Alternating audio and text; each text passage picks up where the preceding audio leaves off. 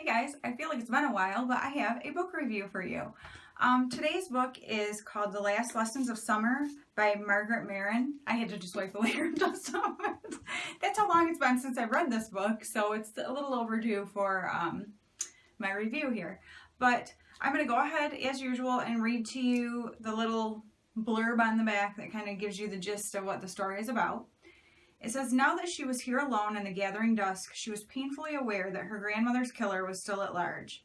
Amy did not consider herself a brave person. She shrank from verbal fights, she was timorous of driving alone at night, and she always shook out her sleeping bag in case spiders or snakes had crawled in.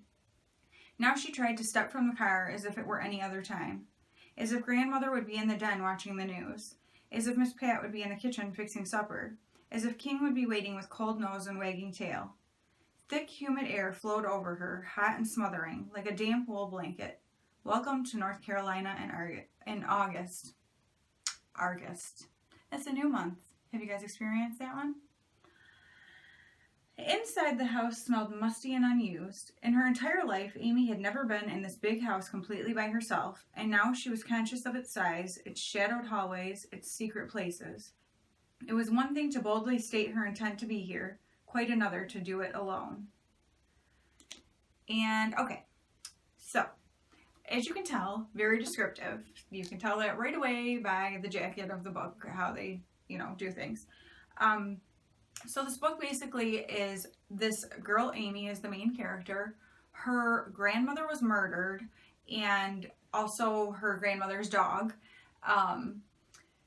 And she is going back. She's kind of having some issues with her husband. Their relationship is kind of in turmoil, and she decides to go to her grandmother's and go through all of her things. It was something she needed to do, to go through their house because the property had been bought and the house was going to be demolished, and so they needed to go through and clean out the house. And so she makes this trip there on her own.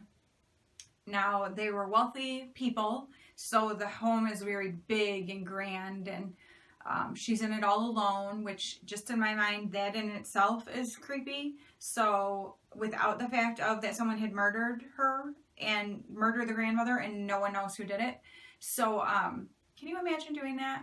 I'm sorry, there isn't a chance in this world you would get me to go stay in some house by myself where somebody had been murdered, and, well, to stay in the house by myself, period. I live in a small house, and I don't like to be by myself at night.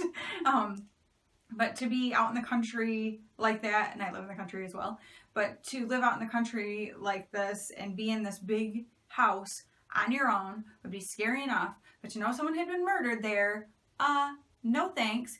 And that they'd been murdered and no one knows who did it yet, that's a big heck no. So, yeah, not a chance in this world. So, just already picturing that. So then you kind of go through different things with her family that lived there, around the area. And I'm not going to lie, there are some corny aspects to it that I think that the author could have left out and it would have made the book better. But, because some things are just a little over the top corny. But the main part of the story and her going through things and trying to find answers for things about her past is so interesting. And what you think you know is not right. And getting toward the end of the book and finding out what really happened and why she has like these different memories or unanswered questions, and people in the family secrets that they're not willing to share. And there's so many secrets from all over in her family, and just her trying to find who she really is. And her mother killed herself when she was young in this house, so that's another aspect of it. So she has not had a mother since she was very small. I think she was like 3.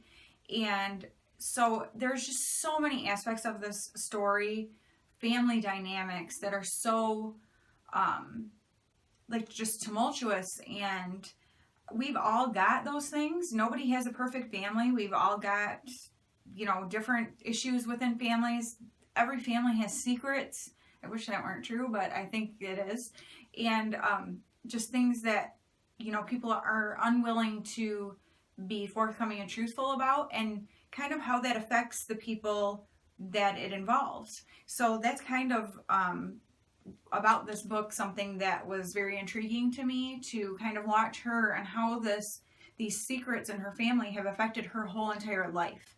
And then to finally see answers come out, and for her to know things about her past that she has questioned for so long. And I just honestly thought it was a very well written book, besides the few corny things with family. It's kind of like, I don't know how to say this. I don't want to say hillbilly and sound like I'm being rude, but that's kind of like some of the people in the family. That's sort of how they portray them, as like these over the top kind of hillbilly people. And so that part, like I said, I think you could have kind of left out some of it, and it would have been better, but whatever. Doesn't really affect the fact that the book is good, and the things that end up coming out are very interesting, and just a storyline and idea that I never would have thought of, but I thoroughly enjoyed. So that is my little review of Margaret Maron's Last Lessons of Summer. I did thoroughly enjoy this book. I read it extremely fast, within a few days, I think, because my husband was even like, how are you already done with that book? I'm like, it was a, easy read. It was enjoyable. I wanted to know what was going on, so it kept my interest, and that makes you read a book a lot faster. And so that was how I felt about this book. And I would suggest picking it up if you're someone who likes to read and you like little mystery type things. This was a great book for that type of genre, and I really think that you will enjoy it if you do pick it up. So if you do, let me know once you read it. Let me know what you thought of it, and I hope that you will like it as much as I did. And let me know what you think about the thing that I said about, like, I think they could have left some of that out.